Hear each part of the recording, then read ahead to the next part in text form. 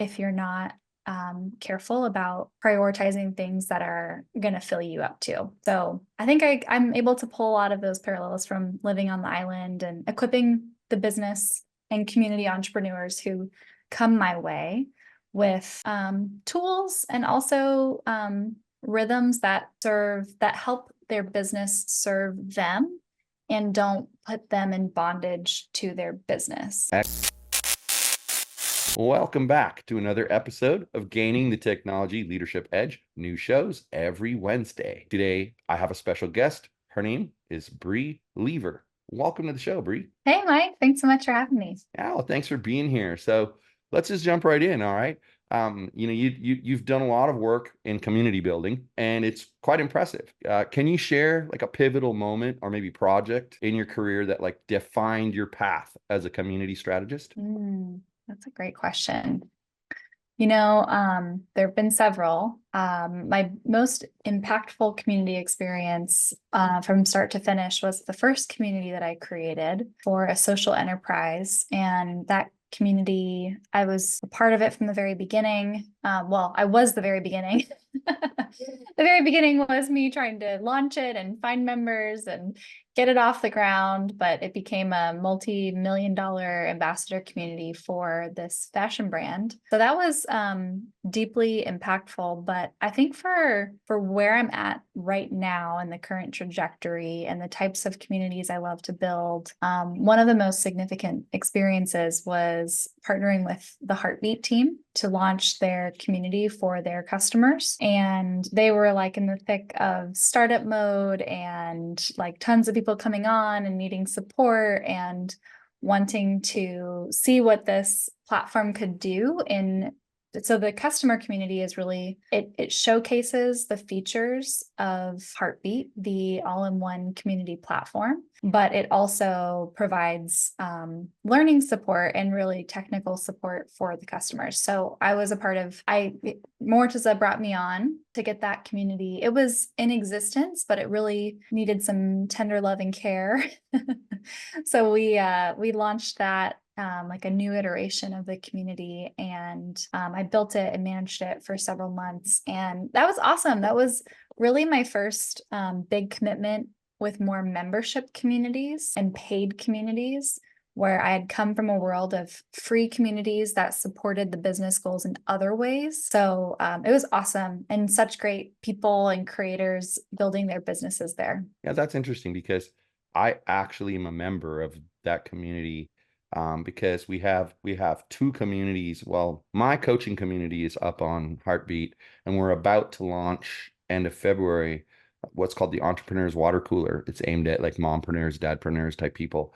And we're using Heartbeat for that. And I have to say, like I've had the pleasure of being part of their community for a couple of years. Before that, we were using Circle, and beside the fact that it was outrageously expensive for what they were giving you, they did a really good job like in their community of helping people.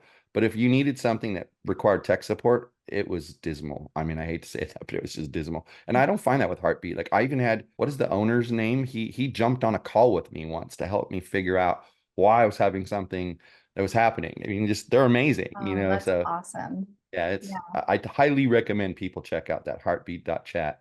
It's a great place. And what I really like too is they seem very secure.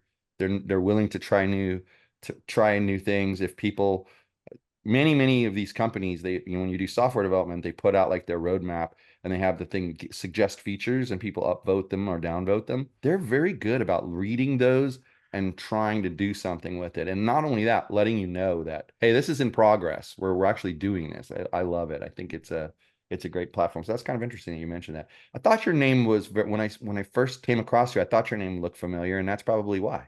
That's probably it. So when you work with brands, how do you tailor your strategies to meet their unique needs for community Yeah. building? Yeah. Well, I would say my target has shifted over the last 2 years, where I certainly approached community building for brands early on in my consulting. And now I would say I've shifted towards coaches, consultants, community entrepreneurs who want to create a community as a product that powers their business. And so that's more the paid community. So I'll answer the question, but ever so slightly to the side, noting that it's not as much brands. I'll still work with brands if they want to create a customer community, and we'll set it up in an all-in-one platform. But how I serve community entrepreneurs is a couple different ways. For those who just want to skip the learning curve, like we will consult in a package together one-on-one, which is done with you and for you. And then for those who are looking to more like a DIY version of they want to learn themselves how to build community, I have a community offering coming soon, actually. So did I answer your question? Yeah, that's exciting too. How do you stay ahead of the curve though in identifying like the next big trends in community strategy? Yeah, I mean, the best way is just to be doing it.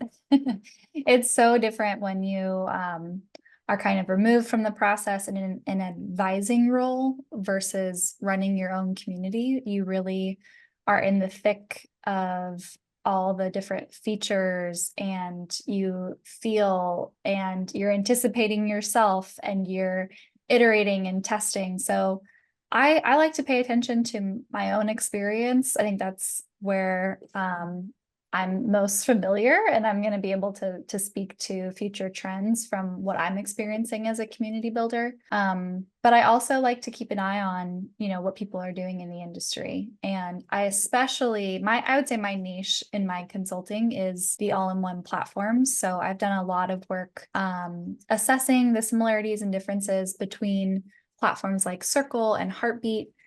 Those have been my primary two, but in this new year, I'm going to be adding Superwave and Disco a little bit more heavily to my tool belt.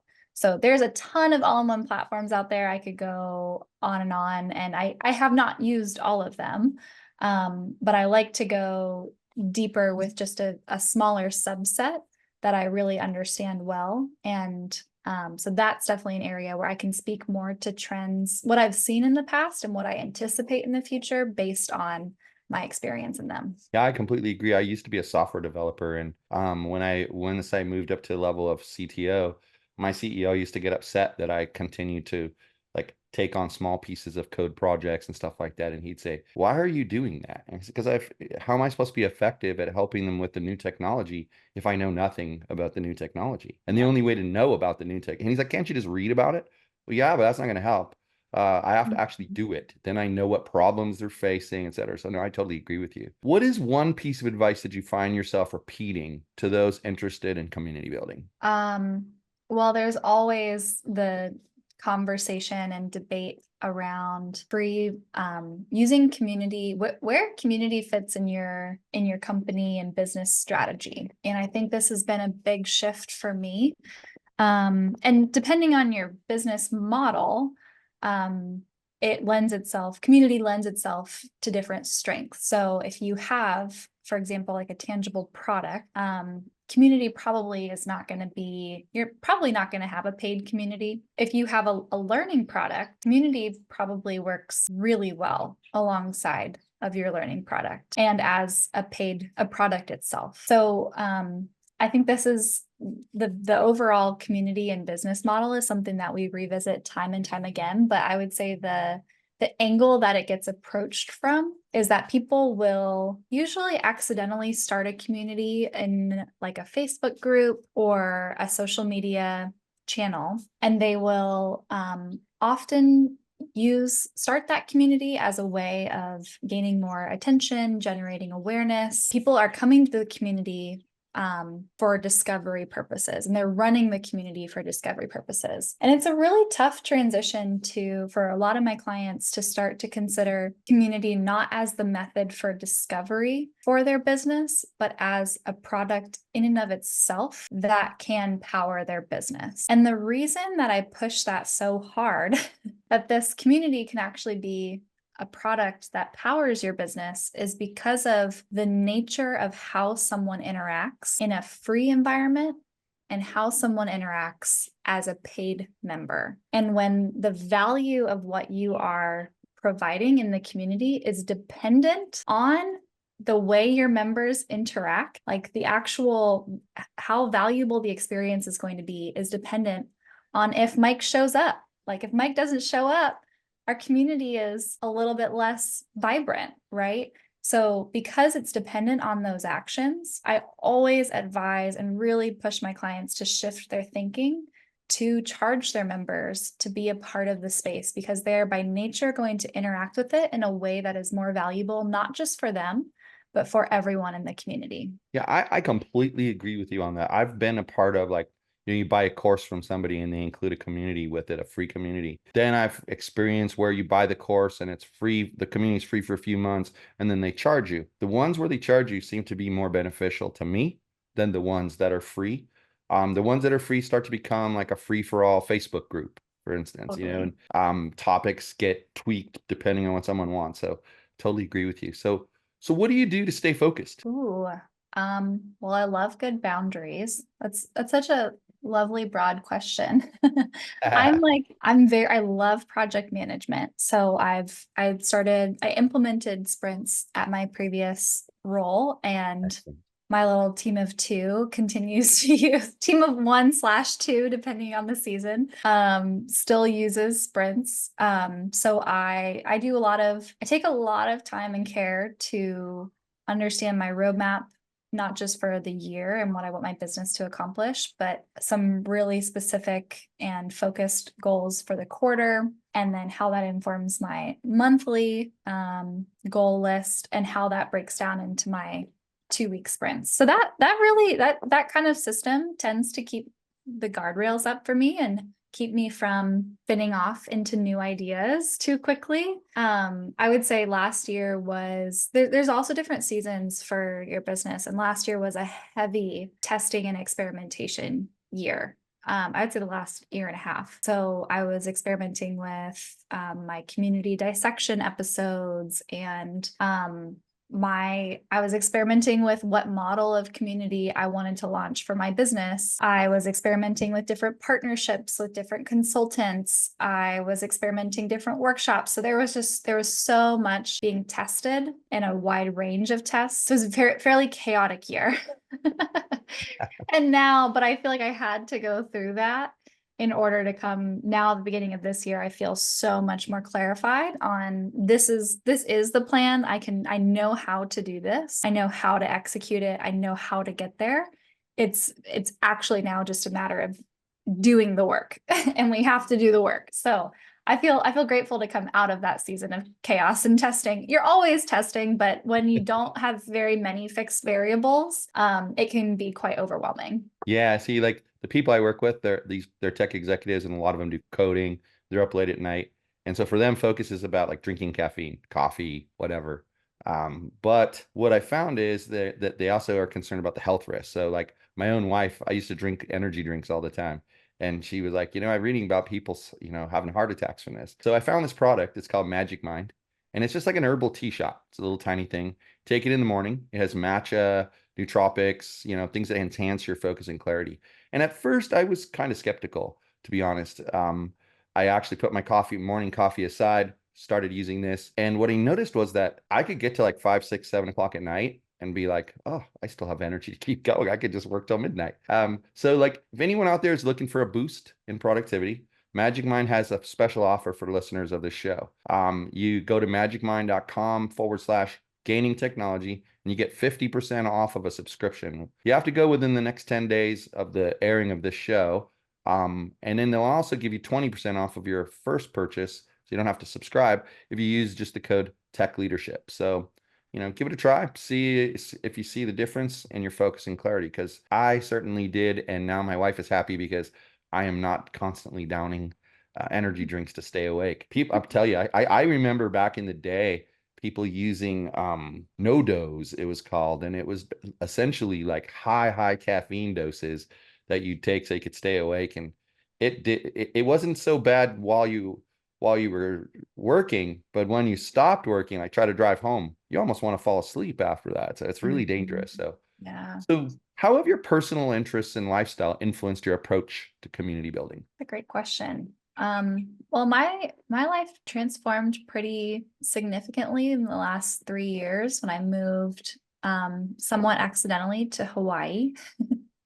And so I live on Big Island and on the Kona side. And I what I love so dearly about the Hawaiian culture and the gift of being able to live on this island is just the antithesis of a lot of American Western like consumerism and deriving a lot of our value from our work and finding purpose and priorities outside of that. So it's interesting. I feel like a lot of tension working online and remotely as a consultant, usually with people on the continental US or internationally.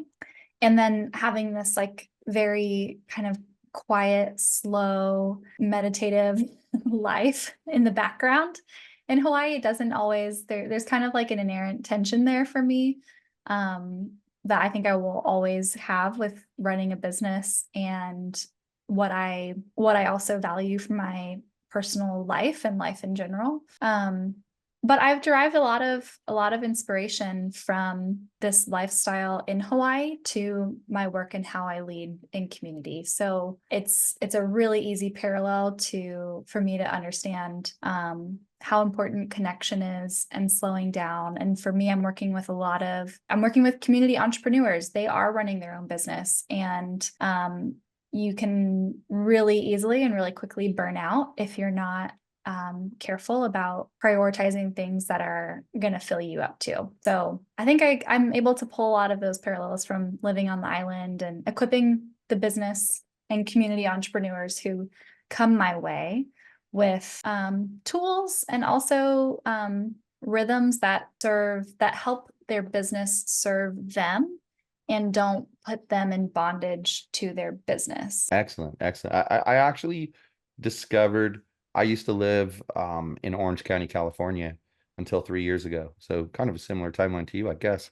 And we moved here to the desert in Las Vegas. And one of the side effects that I didn't expect is life's a lot slower pace here. People aren't in a hurry. That's because probably 3, 4 months out of the year, we're over 100 degrees temperature here. So people are doing things early in the day or late in the night. So things are just much mellower. And I've noticed that like my focus is better. My temper is, it doesn't boil over ever. It's like there's no environmental conditions that are stressing me out, which Mhm. honestly, I would have never noticed it had I not moved. So I think that's an interesting insight from you. Mhm. It's the desert surprises me because it has its own sort of beauty to it that you would never expect until you actually experience it. Like right now, we're going through a major rainstorm, and it's just so pretty how the sky looks. And then tomorrow the mountains will be covered in snow. It's really Oh, that's really magical. cool. Yeah, it's really, really nice. So, one of the things I wanted to ask you about is I saw in your when you applied to be on the show that you're a camper van host. Is that what is that what it's called? Can you Yeah, yeah, explain that to me? What is that? yeah. So, a couple years ago, I had the big fun idea to build out a camper van and bring it to Hawaii Island to rent out to guests. And it just sort of took off, and I was able to build three more. So now I have a small fleet of camper vans outside of our house. They're all rented right now, which is great. But yeah, so I host guests, both guests from off island and people here on island who want to have an experience, outside of their normal home. And the camper vans are fully self-contained. So part of my intention was I've just received so much from this landscape and from the island, and it's been so transformative for me. And I would love to foster a space where people can experience that in a way that also leaves the island better than they found it. So the vans are fully self-contained. They have a really cozy bed. Our beds get great reviews. I had somebody text me, they were like months after their rental, and they were like, I'm sorry, but what mattress did you have in that bed? We're gonna go get one. So it has a bed, it has a toilet and sink and fridge and shower. So people can travel all the way around the island. And but they're super cozy. They're like really cute and just kind of luxurious feeling. So that's the side hustle on the side hustle is Sun and Salt camper vans. That's really cool. My wife had a client up until last year who he was a huge Airbnb superhost. Like he had tons of Airbnbs everywhere. And he got this idea to do a glamping site. And so he put in all sorts of different structures for people to rent out. And when she was looking at it, she's like, I just don't understand who's interested in this. And she's adventurous, but for stuff like that, you're like, I don't know, this is kind of weird. Then he started putting in like really interesting things like a clock-shaped structure, and things like that were just intriguing to people. And when he launched it, it was a huge success, huge success. And he's still running it to this day. So that's really cool. It's kind of it's a similar thing. So since we're talking about Hawaii, you know, how can you compare, if you were to compare community building to say an adventure in the Hawaiian wilderness? What kind of journey would it be? Like what obstacles might you face? How would you navigate them? Oh, yeah. That's so interesting. Well, I can speak to it a little bit like, so I've had the privilege to climb Mauna Kea and Mauna Loa.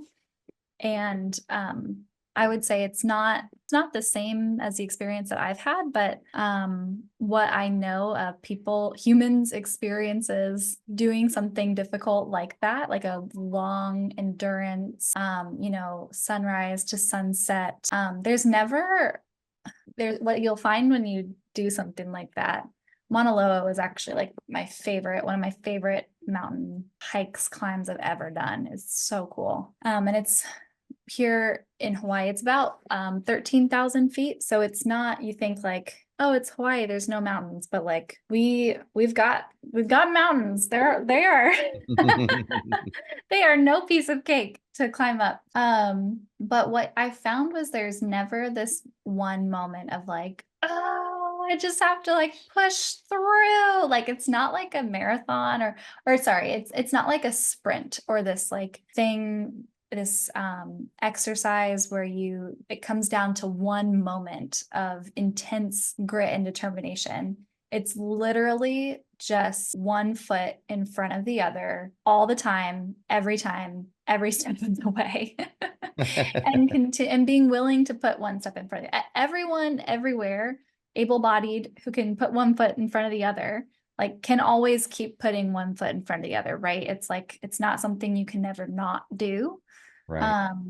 But it's fascinating that so many people don't get to the top, like they still turn around. And so I think it's the same with community building. Like we lack the rhythms and the commitment just to the simplicity and the simple things that are actually going to take you to the top of the mountain. Like really, actually, all you have to do is keep putting one foot in front of the other, but we overcomplicate it. And when we overcomplicate it, we self-sabotage for ourselves and for our members. So that's, I don't know, one parallel.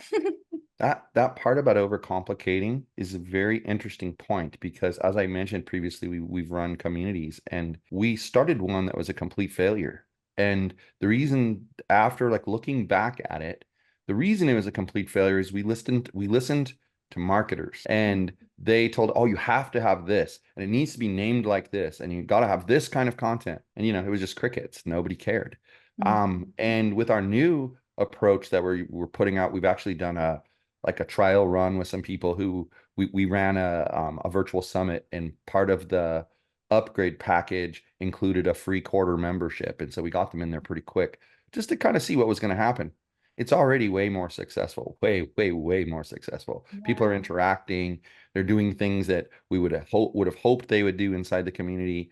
And this time we didn't listen to marketers. We went with our heart and what was important to us. I mean, it's, as I said earlier, it's surrounding dadpreneurs and mompreneurs. So mostly like people who work from home and have, kids they have to take care of, and those responsibilities.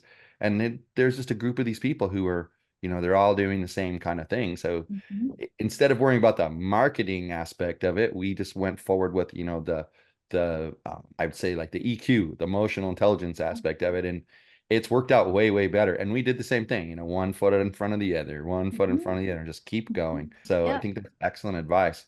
that's Um, so, I just did a post about this because I think marketers have hijacked a lot of the community language in general.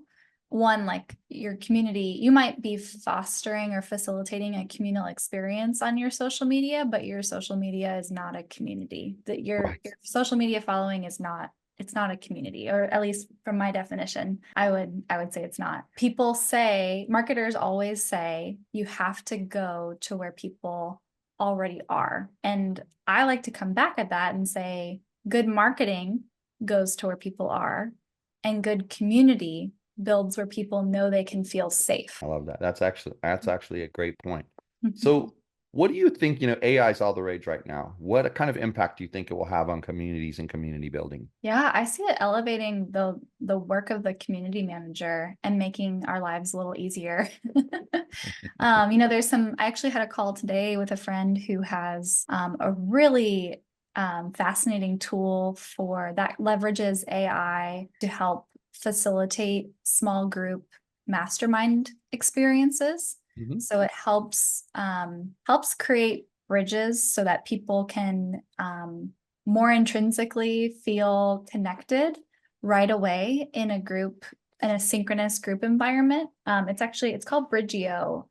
It's an awesome tool that's leveraging AI to, like, people when they come to an event will put in a little bit of information and it'll use that information to connect them right away in small groups. So I think that's super innovative and cool. My buddy Paul is running that product. But yeah, it's so many ways from crafting communication to for the community manager to, I think that one of the biggest ways that AI is going to have an impact in the community space is helping us teach people how to talk to each other. So you see this with big companies where someone types a message and there can be like a little warning sign that's like, hey, like maybe consider phrasing it this way, or for like when people are communicating with each other and doing it quickly and not considering like the tone of their message.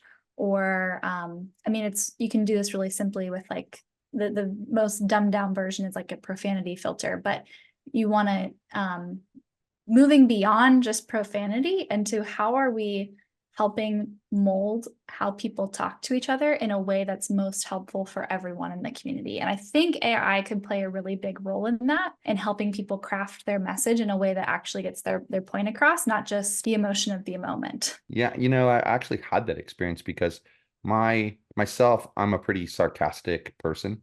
And sarcasm doesn't, it's great when you're talking to somebody because they understand you're being sarcastic by the tone of your voice. Try to write something and get somebody to understand. You can even put /s, they miss it, they don't care. And so I started playing around with Chat GPT, and I'd type out my message that I was going to type, put it in there and say, okay, tell me if this is too sarcastic, fix it. And it would come back and it would say, you don't really want to say that, that kind of thing. And it's actually over time, it's taught me the right words to use. Instead of this word, use this word, or instead of this phrase, change the phrase.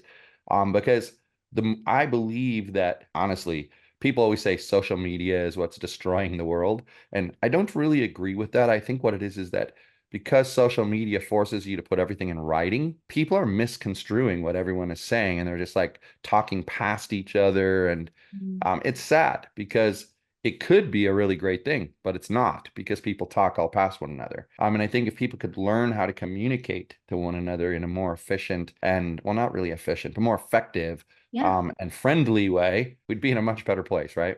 And what better playground than a community where we're all here for this common purpose, moving towards this common goal, learning together. Like, how cool would it be in the all-in-one platforms if you go to comment and you're like, you type like cool, period. And they're like, and then little AI bot is like, hey, like, is there another question you could ask in addition to your comment? Or like, here's some other question, like break this open, like give us a little bit more, like add a little bit of curiosity and zest to it. I feel like that's so helpful. And I loved your point about social media is not community, because I completely agree with you on that too.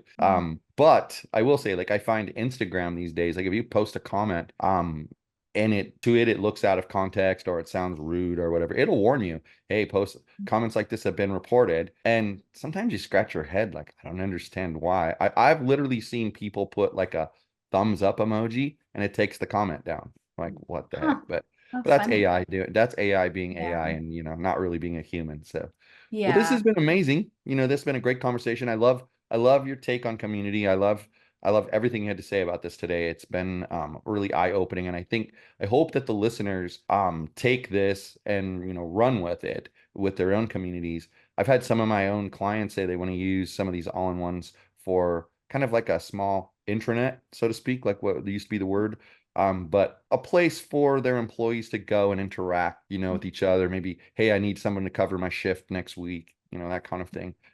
So why don't you let our listeners know how they can connect with you if they would like to? Yeah. Well, a great place to connect is on LinkedIn. I love writing and posting all of my very strong opinions and thoughts of the hour on LinkedIn. And then, so I'm the founder and community strategist at Ember. That's my company. So emberconsulting.co is where people can find. I just published my 100th blog post on all things community. So there's tons of free content there. And I also have a newsletter where people can it's monthly-ish and get a good roundup of content coming out and resources, as well as usually I get a little bit more kind of personal behind the scenes in my newsletter. So that's a great place to stay connected. Awesome. Well, I'll make sure, for one, that'll all be on the screen, but I'll also make sure it gets into the notes so that people don't have to write everything down. But thanks again so much for being here. I really appreciate it. Yeah, for sure, Mike. Thanks so much for having me. I had a great time. Great. Well, thank you everyone for listening to Gaining the Technology Leadership Edge, and we'll see you again next week.